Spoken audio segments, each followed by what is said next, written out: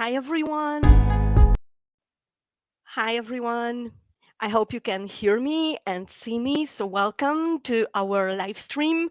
I know the hour is barbaric, but let's hope you will join us. And I'm overjoyed to welcome my today's guests. For those of you who watched yesterday's Strado's live stream, he might have left a lot of clues about who they're going to be, and he might have mentioned that there will be someone by the name of Mark and two surnames. So it's my great pleasure to welcome Mark Rein. And I hope you're with me. Hi, Mark. Hello, how are you doing? Hi. I'm doing great, and it's such a pleasure to have you here. And thank you for being with us and accepting the invite. Mark, I've got so many questions. As for everybody who are watching us, just to mention, Mark is, of course, the designer, the game designer, the creator of Vampire the Masquerade and its associated World of Darkness games. And he also is one of two original designers of Ars Magica. But we all know that, right? Mark, I've got so many questions, but before we dig into it, I would like to introduce the rest. So let's move on to the ladies. She herself and Tredo were hosts for the first English uh, session in our channel, which is Digital Ciphers. And there she is, Maria Borys-Piątkowska, aka Mary. Hi, Mary, how are you? It's good to have you back. Hi, guys. It's really a pleasure to join you today. And I hope in later days we'll see each other again. So, yeah. Definitely. Let's move on to our next guest. He doesn't take compliments easily. He doesn't like to be talked about. But the truth is, he is one of the most popular RPG YouTubers, and he's got thousands of fans. And there he is, Wojciech Tremiszewski, aka Termos. Hi, Termos. Hello. Still not taking compliments lightly. I know But that I'm terrible person. That's why I do it. Also, Termos told me off record that he's hoping that that not his only role on this stream will be the looks, but boy, he does look good. So oh yeah, no, the thanks. looks is Thanks. not only it's not your I've only role. prepared. I put up All the right. best makeup. Okay, and last but definitely not least, before I introduce him, I have a little confession to make. I have been avoiding D&Ds for such a long time, and truth to be told, this system wasn't my thing until I met this guy. One charity session was all it took to convince me that it can be a great fun. So, this is my great pleasure to introduce Dredu. Hi, Dredu. Oh yeah, guilty. Yeah, that was me. Guilty, guilty as charged. Okay. Yes. So, we've got everybody in. And now let's start with questions to Mark, because Mark, can you actually tell us what are you doing here? I mean, we do know, but our viewers do not know yet. So please tell us something about your idea and what do you have in common to Dungeons and Dragons? Because everybody knows that vampire is your thing, World of Darkness is your thing, but Dungeons and Dragons, tell us something more about that. Well, I'm one of those gamers who once I quit D&D and I never went back. So I honestly, if I started this project, had not played D&D since I was 14. And of course, when we leave something behind, we tend to have a semi-bad attitude about it. I was a Chaosium guy, and then I was my own World of Darkness kind of guy, storytelling guy. And D&D just didn't seem like it was right for that. But then when I was working on this new fantasy world, I had my own game system. And then one day it hit me. It's like, wow, there's that famous bank robber who said, someone asked him, why do you rob banks? And he said, that's where the money is. And, you know, if you're going to make a storytelling game and you want to convince gamers to storytell and role play and sort of do the game in a more creative way, maybe, you know, where are all the gamers? Well, right now, 5e is the biggest show in the town, right? It is the big top. And so any game designer will tell you in the end, it doesn't really matter what kind of dice you're rolling or what the core system is. It's what you do with those rules and how you manipulate them and how you give people the tools they need to play a great game. And so that's what we've done. And this fantasy world is basically the first fantasy world I ever created. It's the first world I ever created back when I was 12. And the Lost Thorn is basically the version of that. And it's basically the world of darkness, the original world of darkness. It's like you play the monster. That was my original idea all those years ago, is that you play the monster. And so our first Kickstarter is live now. That's, you know, basically the beginning of our project.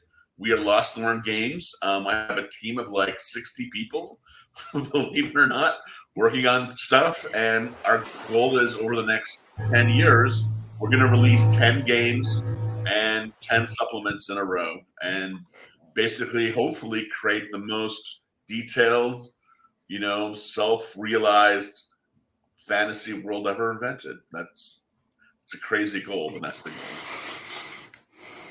Well, that sounds absolutely amazing. But can you tell us also a little bit about Badlander, about how do you feel when you think about those two words meeting, and what do you expect? Because let's reveal now that Mark and myself will co-host the session, English speaking session, of course, and this will be the setting. And what are your expectations, Mark? Because this will be actually your first time when you will be game master with somebody else, and I hope I will meet the expectations. But let me tell you that the idea of co-hosting such a session will be to just switch the spotlight and give you the space to show all the amazingness of the world that you mentioned, but also to give our players, because the other three people that you can see here will be, of course, our players. And because they are very experienced players, plus also game masters, they certainly know how to switch and share the experience. So I hope it's going to be a great fun. What are your expectations, Mark? Well, I mean, Badlander is kind of a swashbuckling game, but it's still a dark fantasy horror type game. You play these guards. It's sort of rational. What we try to do is take the basic core idea of D&D. You play adventurers, which of course doesn't really make sense, right? Since when have, like, you know, adventurers just wandered around and you know, killed monsters, right? But of course, you did have mercenaries and you did have royal guard, and the Badlanders are kind of a combination of those two. And we'll be playing Badlander, and we'll be going to send on a mission to Bloodstone Isle.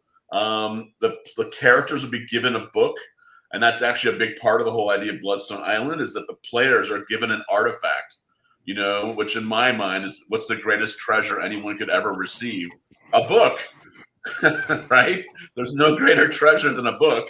So Absolutely literally the players agree. are given a book, which is an artifact in the world. The book is an artifact that you're given that was written by this scribe named Adsquill, who was sent before you and then disappeared on Bloodstone. And your mission is to go find him, find out what he knows, rescue him, and bring him back to civilization. And so that's sort of the beginning. And then the Bloodstone itself is like a sandbox, but with a through line, a storyline, nevertheless. And you guys will be exploring and doing whatever you want. You'll be guiding the story. Our job will be to follow you, which I think is that's what role playing is best at, right? It's not like Save the Cat, where, you know, every story beat is mapped out ahead of time. The joy of role playing is, for me, as a game master, someone who game masters is I love following you and find out, and us creating the story together. It's collaborative. It's not me using you as chess pieces. Or That is us in so this case. good. That is so good that you said that, because I totally agree. And that means we are on the same path.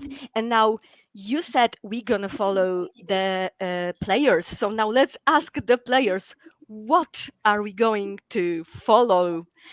Which is, you guys have got an idea. Mark just told us what will be the main situation. And Mary, let's start with you. How do you imagine, what type of character would you see in such a setting and in such a situation?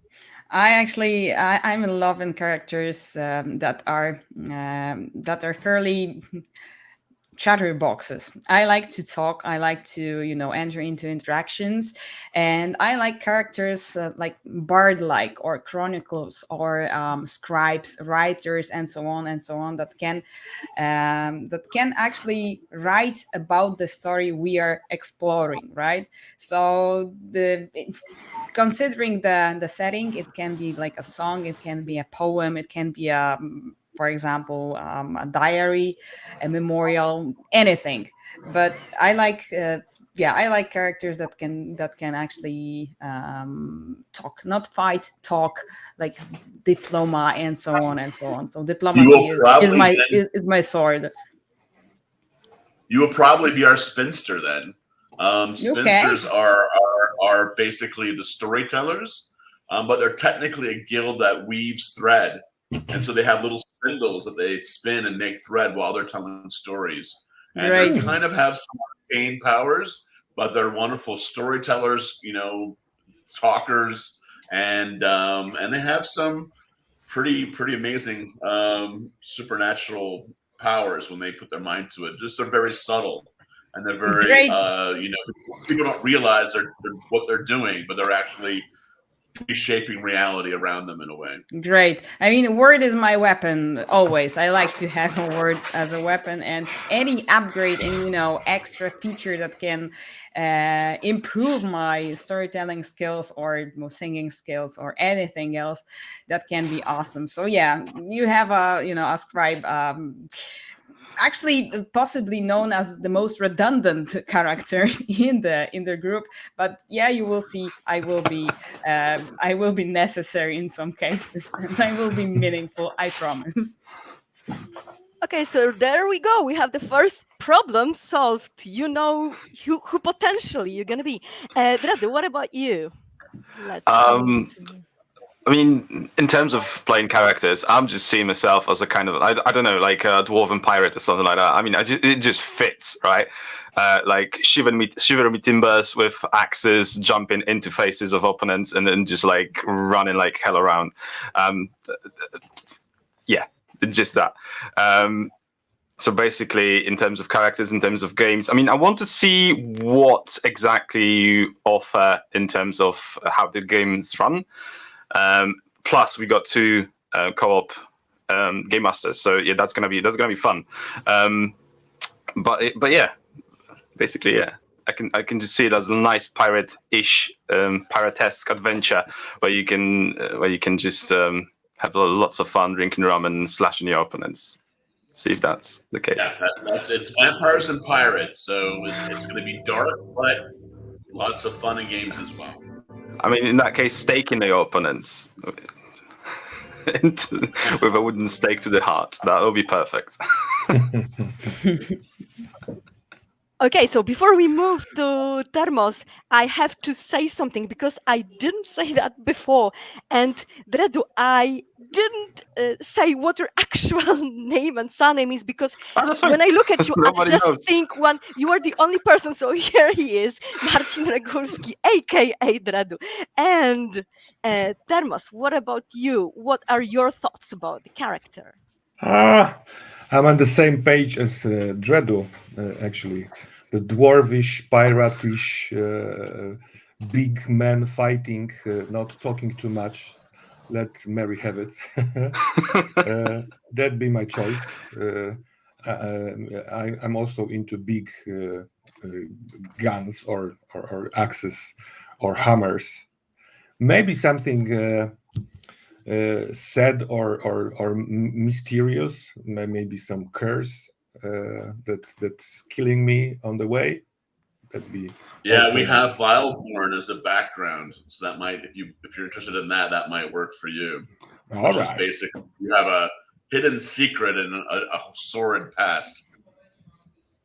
That sounds fine. It does. And I hope that each of you will get exactly what pops in your head right now. But there is also a huge space for creating something as inspirational, as Mark said, about the world that will surround you and us, by the way. Mhm. So let's move on to the next thing, which will be, because it can be, as I mentioned before, not here but off the record, that it can go really dark or it can be more heroic and fun. And my question to you guys is, how dark do you see that campaign? I mean, it's not going to be a campaign, but let's hope it's going to be at least four episodes. So how dark do you see it in the scale from 1 to 5, when 5 is totally dark and one is very light and super fun with lots of comic reliefs? So how do you see that? Let's start with Dradu this time. Right. Okay. So in scale of 1 to 5, I think it's going to be about 6 or 7. I hope.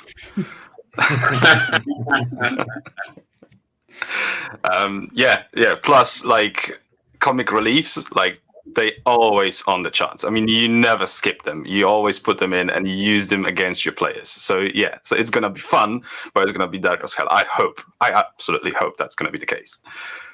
And I was hoping someone's gonna say that it's off the scales, you know. And as for comic reliefs, I cannot imagine session with you without comic reliefs. So it's like kind of obvious to me, but I prefer to ask. Okay. My idea for comic relief is the best comic relief is when the players are laughing and crying at the same time. Yep. Oh yeah, that's a Absolutely. perfect mix. Absolutely. Mary, what about you? Actually, I agree with everything that Dredu said. Like, you know, the scale 1 to 5, I would go with 7 even.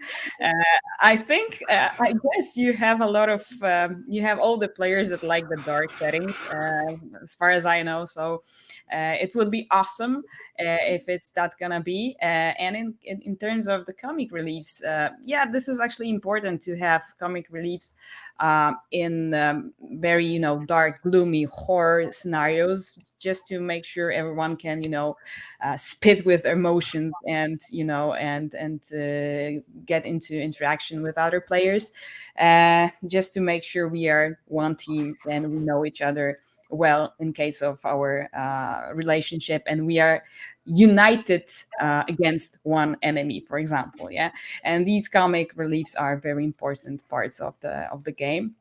And yeah, I think, yeah, this is a kind of a, you know, structure I do like. So gloomy, dark, with some kind of relations that are comical, and yeah, this is it. I like it very much.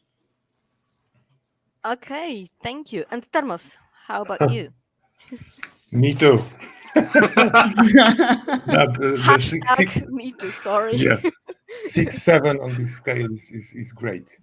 And I agree time wise. For we're gonna have 2 sessions, 4 episodes. If we're together in the team, not having secrets against each other, would be nice. So the dark would come from the enemies for me, from the world around, but the 3 of us, we skip together to face this darkness. That'd be fine. And comic relief, maybe sometimes. Okay. But definitely we can see that there will be tears of joy and tears of despair. So this is quite an important clue for us. as okay. All right. Thank you, Grzegorz, for the comment. I had dwarven pirates. Although I missed the beginning. Okay, nice to see you and read you, of course. So Yeah, if you I missed have the to beginning, clarify. I have to clarify there before people get a misunderstanding too much. go There on. actually are not dwarves or the other D&D fantasy races that we've redone all the birthrights, and they're done in the sense of, I'm sure everyone's heard of the Neanderthals and the Snovians. Well, Lostthorn is connected to our world, and people have been coming there for hundreds of thousands of years. So each race is kind of based on the idea of what if these cousins of the Homo sapiens sapien, evolved in a world that had the uncanny, what would happen? And so we've rethought the races. So there is a race that, I think maybe, has some of the same beats as a dwarf, but they're definitely not dwarves. Yeah, but that would be the being a dwarf does not mean being a race for me always. Okay, great. The dwarvish perspective in humans' eyes is okay with me. Great, It's just great. yeah, it's just being a dwarf is a state of mind, right? Yep. Or Even though sort of. It is. Yes. Even though No when problem. I calm. just didn't want to do false advertising. That's all. Okay. Yeah, well, Grzegorz probably had the part because he has mentioned that he wasn't there from the beginning. So he had you guys talking about that most likely you're going to be someone like dwarves, and that's why he popped in with that comment. Okay, so now we know. Termos, that- I'm sure you will be the most meaningful and the most legendary dwarf in this adventure. I will make sure about that. Yeah. All right. Okay, so absolutely, that's what's going to happen. And the next thing I wanted to talk about, and it will be sort of a closure slowly, I hope, will be that, okay, we've got the idea of the setting, we got the idea what we want to achieve, at least at the beginning, but let's tell to our viewers and to each other really what, what can make us feel really not comfortable, not as players, but as characters. Because sometimes getting out of our comfort zone is a good thing for the, for the setting. So, Mark, can you tell us something? What dangerous and, just not comfortable things can await the players during Well, this? I Of mean, course, without revealing secrets. I'll But give away a little bit, but anyone who reads the Player's Gazetteer of Bloodstone will know this. The big bad enemy in the island are the Shadow Vein, which is a cult of vampires who have a temple complex at the top of the volcano in the middle of the island, where they have a prison camp, and we don't call the volcano a character, but with Chekhov's gun, of course, you can't put a gun in the first act of a story without the gun going off by the end. So we call it Chekhov's volcano.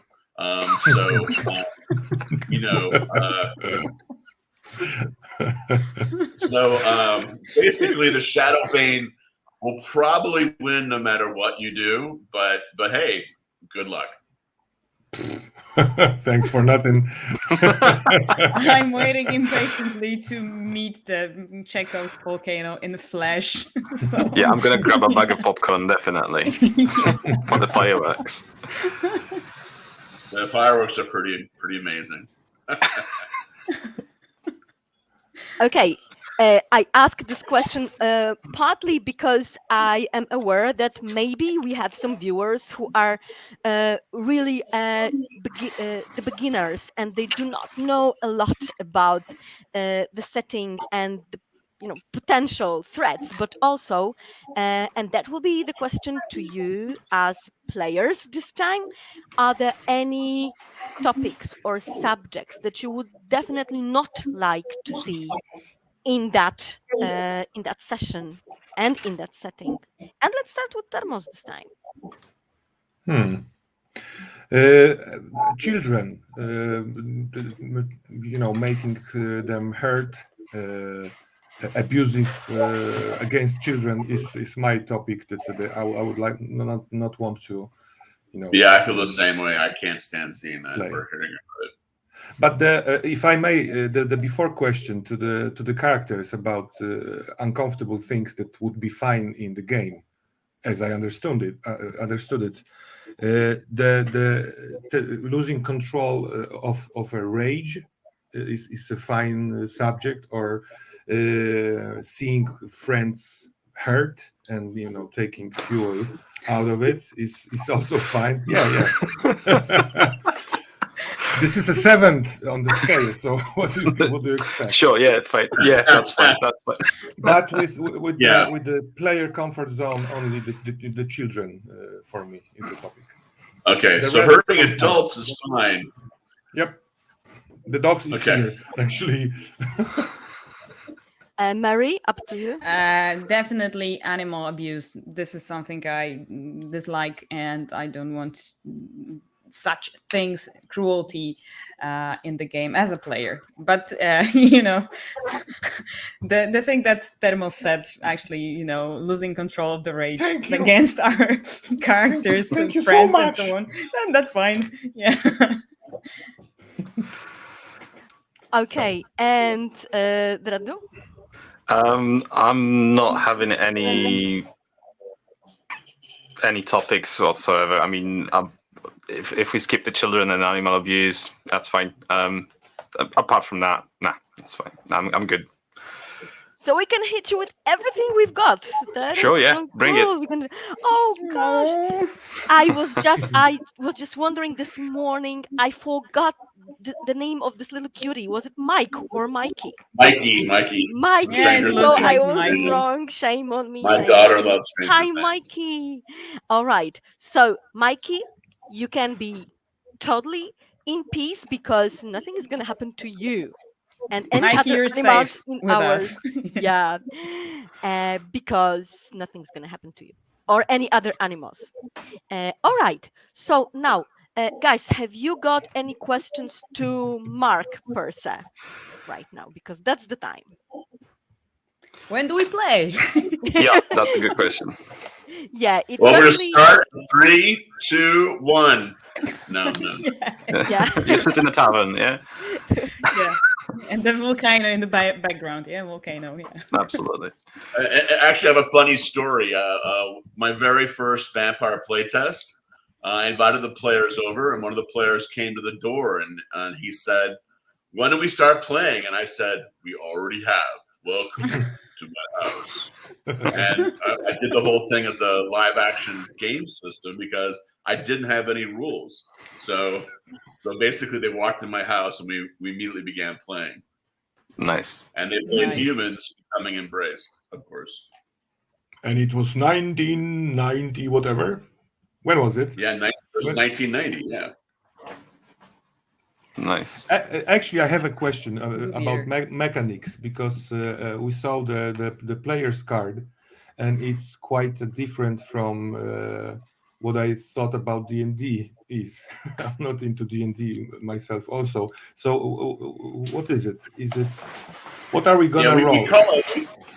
We call it 5e plus, but really, if you look underneath the skin, it's still got the same basic components as D&D. Like if you watched a combat and you didn't see the character sheets, you would think it was a D&D combat. It's D20 and you got damage dice and you got everything else. It's just that instead of a proficiency bonus, you just take your skill dots, and instead of and then of course your ability bonus is those dots. So everyone's familiar with the dots from World of Darkness, who's played World of Darkness at least. So I just took the dots and put them on here, and I'm just trying to make D&D a little bit more fluid. And then also just people who haven't role played, the whole idea of the dots in the first place was to make role playing less scary. And we are all a little bit at least math oriented, so we're not scared of numbers. But I've done surveys, I've done the research.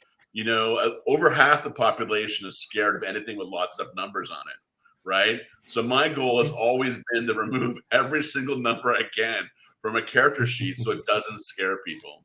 And so that's why I use the dots here. Okay. Is to be not scary, because I want everyone to role play. I'm like Ratatouille. Everyone can cook. I sincerely want. I think the world would be a much better place if everyone role played. Instead of just watching their media and watching stories, they told their own stories. I'm a passionate believer in that. So that's all I design my games to do, is to be, one step towards everyone role playing. We had a question in the meantime from Sylvan. Hi, Sylvan. Sylvan asks, will Mikey be one of the participants of the session? Mikey has appeared in playtests before, No.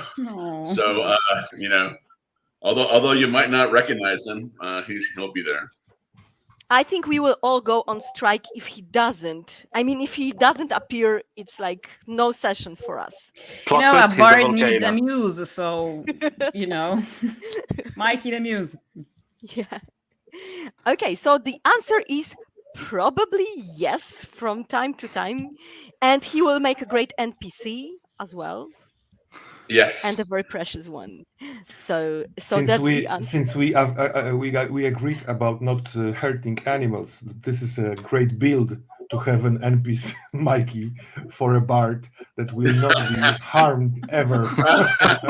Yes, and your role will be to protect him and keep him Yes. safe at all costs. So that's a good thing.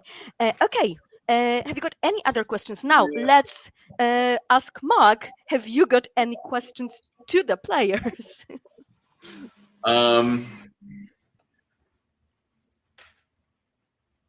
Yeah, I mean, I normally would ask what not to do, but we've already answered that question, so I know I should not harm children or animals. Not that I ever have in a game, and certainly not in real life.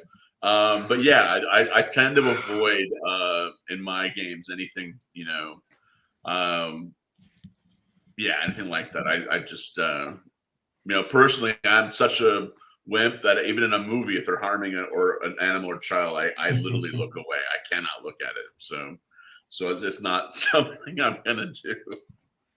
Adults, though, for some reason, that's perfectly okay.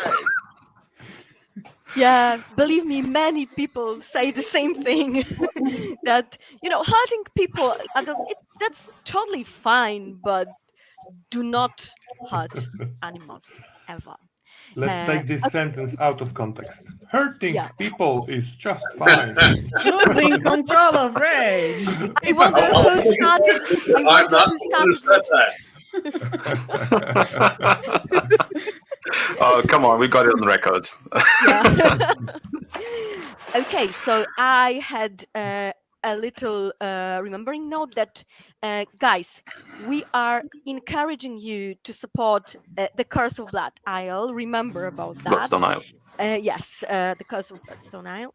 And that will be the closure, really. Any last questions that you have got? And by the way, on Bloodstone Isle, none of the money goes to me. All of it goes to the writers and artists who worked on it. So, please support us. And maybe in 10 years, it'll be a collector's item, just like first edition Vampire. I really hope so. This is my last big hurrah. So I'm putting everything into it, and I'm really excited. So please just check it out. Even $1 is a huge help for the algorithm. Thank you. That's cool. And that's a shout out from us too. So make sure not to forget and sneak a peek about what it's all about. Okay, so any last questions from our viewers and you guys here? We will give a moment, sorry, to wait for that, and we will be soon ending the stream. So that's a last call for you. Any other questions? And okay, don't be shy. Ask questions and write something to us as we speak. But in the meantime, my last question to everybody will be: what do you think, what do you feel like when this short campaign is over? What would you like to achieve from that? In the meaning that, okay, I had a great time as a player, that's obvious, but I asked about expectations, and now I'm asking about how do you see yourself in the end of this campaign? What would you like to say when you finish? I mean, I had a great time, or I want more, anything like that. What are your expectations to make you feel more comfortable and play again? That would be my last question. Okay, I got it. I would love not to be able to say a word for a couple of minutes, just to be, in the moment. As Mark, I think you've said before, mixing the tears and playfulness with this comic reliefs only being, something making it easier to come through the absurd of lives and darkness of this world. That'd be nice in the end if I'm speechless for a couple of minutes, but in the good way, making the wow thing. I like it. Yes. Yeah, I like it a lot. I mean, the silence can be so meaningful, and Yep. you got a great point here. Okay, what about you, Thank you. Mary? I will repeat myself. I'm sorry, but I would love to go with a question. Hey, when do we play next time? After a short pause of being speechless. So yeah, this is it. When I'm learning a new system, when I'm playing and having a good time, yeah, we all know that. I would love to make sure that we will meet again and maybe elaborate on the adventure and explore more of this setting. And this is it. Okay, Dredu. I want to be surprised, definitely. So yeah, if at any point anything will be like, wow, I wasn't expecting this, I'm probably gonna play again. So as Mary said, yeah, finishing the game, couple minutes of silence, and then yeah, sure, next week the same time. Yeah, exactly. Yeah. So the wow effect is something that we definitely want to achieve here. Okay. Thank you so much, guys. Now, if you want to invite, because each of you has your own like community, so this will be the time to shortly invite on your website, Twitches, YouTubes, and so on. And that's the last thing we're gonna do. So who wants to start? I know Thermos is going to be the last.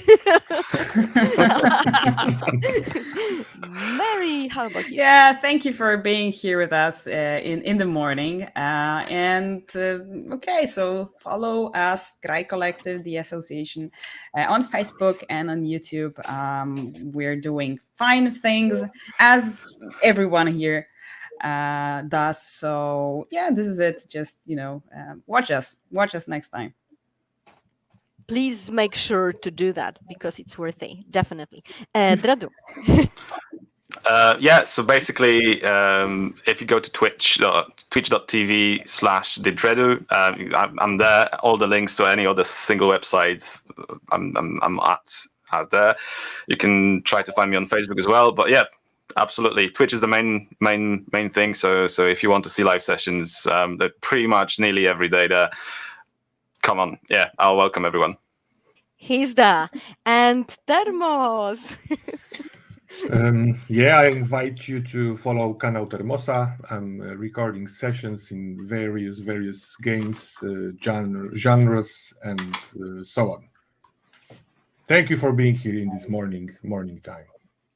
Yes, thank you so much, guys. And of course, we invite you to Carnival Team channel, which is sort of, I forget about it, but yeah, of course, join us. We have tons of stuff too.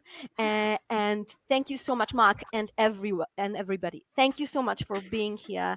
Thank you for this conversation, for the stream, and I see you all at the session, hopefully.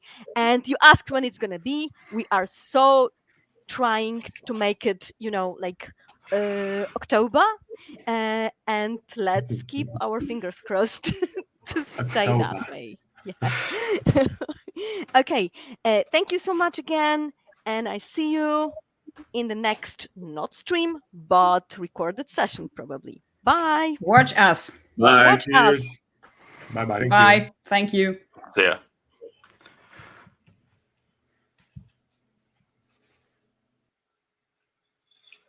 And